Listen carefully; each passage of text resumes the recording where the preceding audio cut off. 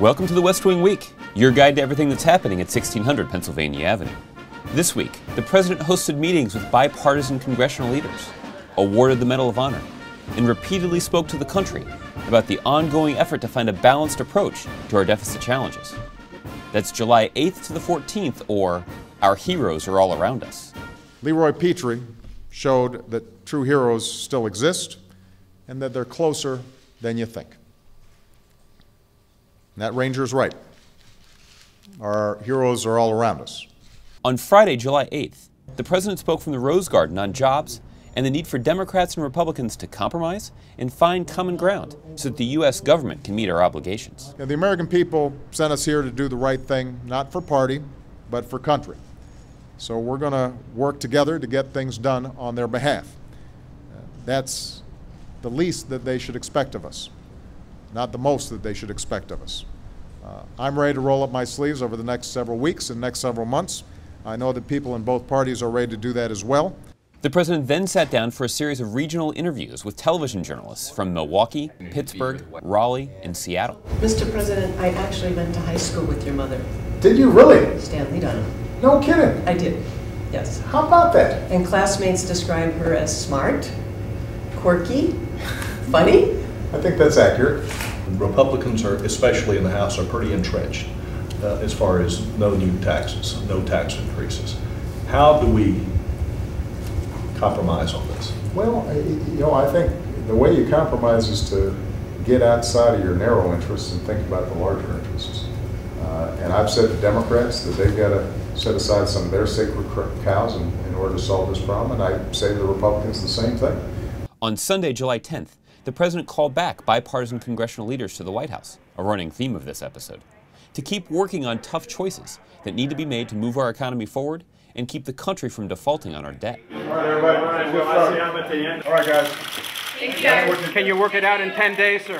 We need to. On Monday, July 11th, the President held a news conference and took questions from White House reporters about whether progress was made during Sunday's talks and whether the President could overcome Republican intransigence and reach a bipartisan agreement on a big deal that would meaningfully address America's long-term deficit challenge. As all of you know, I met with congressional leaders yesterday. We're going to be meeting again today, and we're going to meet every single day until we get this thing resolved. The President then welcomed the group back, this time in their business attire, to continue talks in the cabinet room. Later, the President surprised guests at a two-day Hispanic policy conference being held at the White House. The purpose here was to make sure that you knew in each department, in each agency, what are the steps we're trying to take to respond to the genuine needs that you see at the community level.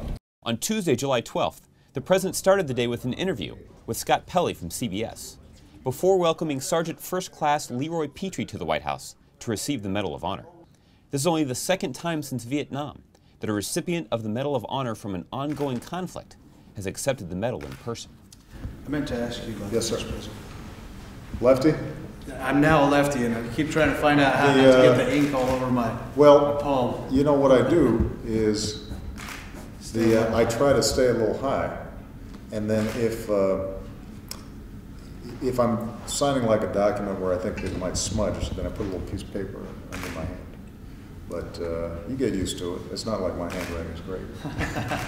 Although picking up and throwing the live grenade grievously wounded Staff Sergeant Petrie, his gallant act undeniably saved his fellow Rangers from being severely wounded or killed. Despite the severity of his wounds, Staff Sergeant Petrie continued to maintain the presence of mind to place a tourniquet on his right wrist before communicating the situation by radio in order to coordinate support for himself and his fellow wounded Rangers. When the fight was won, as he lay in a stretcher being loaded onto a helicopter, one of his teammates came up to shake the hand that Leroy had left. That was the first time I shook the hand of someone who I considered to be a true American hero, that Ranger said. Leroy Petrie showed that true heroes still exist and that they're closer than you think. And that Ranger's right. Our heroes are all around us.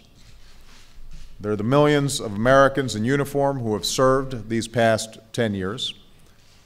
Many, like Leroy, deploying tour after tour, year after year. Later, the bipartisan congressional leadership arrived at the White House convening for the third day in a row of debt and deficit talks.